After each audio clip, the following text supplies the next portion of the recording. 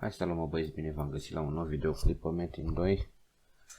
Astăzi intrăm după noul update de la care a fost făcut ieri. Câteva noutăți, dintre care unele super mișto, de exemplu mapa de shop-uri. Se intră de aici. Nu știu dacă merge să cumperi de înăuntru, dar mi se pare că sunt shop-uri și înăuntru, dar iau unul de aici să mergem acolo.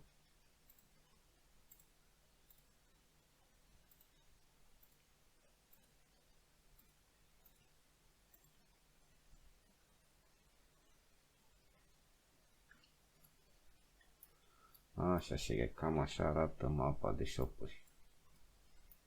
O chestie mișto e că nu trebuie să stai să alergi în fiecare regat să vezi ce prețuri sunt, cum sunt, cât sunt și așa mai departe.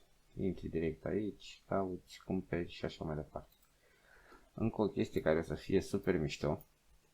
Au băgat ăsta magazin premium personal, presupun că ăsta o să trebuiască cumpărat în item shop. Și dacă vă dați pe el, eu deja am făcut un shop. Și am mai rămas decât pe ăsta și dacă îi dăm administrare, ne lasă să punem în el. Da, mișto, hai să punem. Dar cel mai simplu, dăm armura și cu costumul jos și facem shop. Deci trebuie închisă la altă. Închide magazin. Bun, am închis. Și ce-i cu asta aici? Am înțeles. Asta este poate să mai mult.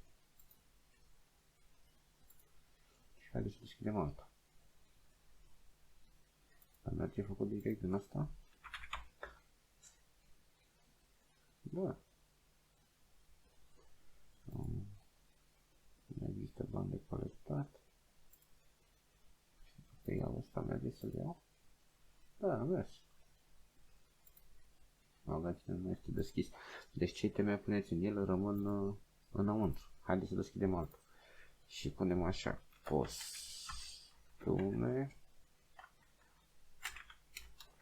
Razador. Și licori. Haideți să punem astea. Astea merg acum la 5 milioane ca strica băieții piața. Mai rău e că trebuie să stai la fiecare în parte să-i pui prețul. Aș pe iurea cam nasol.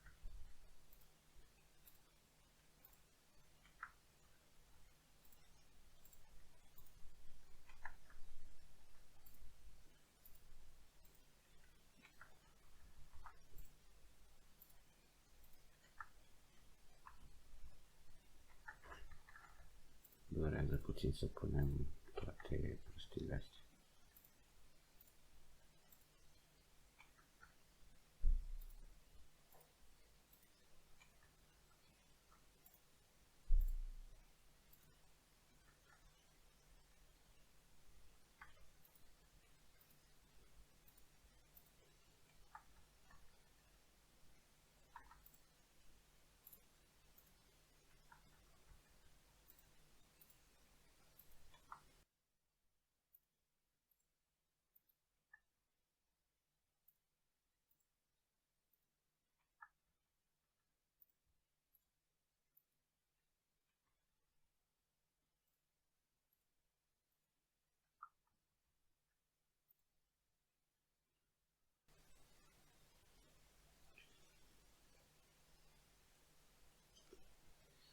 Și costumul la vânzare, pe ăsta îl pun 3 ani jumate.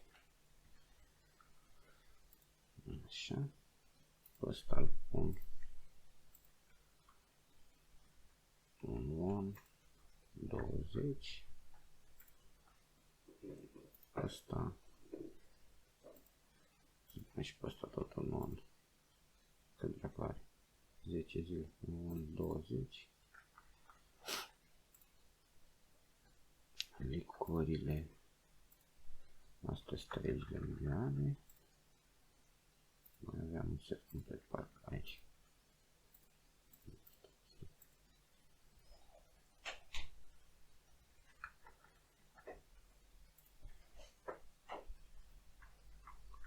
Așa.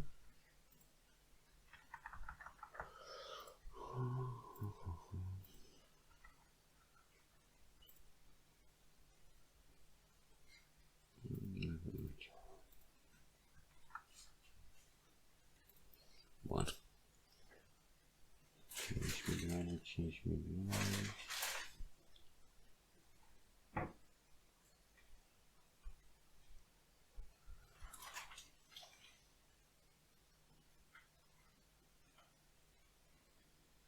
Bă, le-am pus pe toate la banii care trebuia. Mai ceva? Nu. Cam atât. Și am făcut shop-ul și vedeți, acum ați lăsat shop-ul pe loc.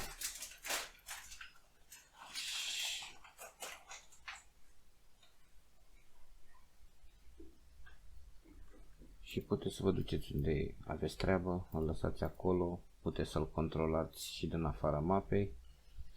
Eu acum mă duc, m-am pus să mai am câteva licoiți, mă duc să pun caracterul la crescut.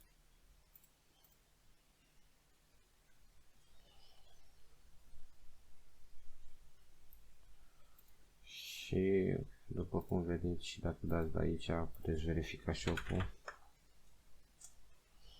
Parola de la asta este la fel ca parola de la depozit și vă controlați shop-ul. Chestia mai rea e că vă oprește un depozit în un comision, dar nu mai știu cât. Oricum vă oprește ceva. Dar chestia e că puteți să lăsați aici, puteți să ieșiți după cont, magazinul rămâne online și vă puteți vinde itemele.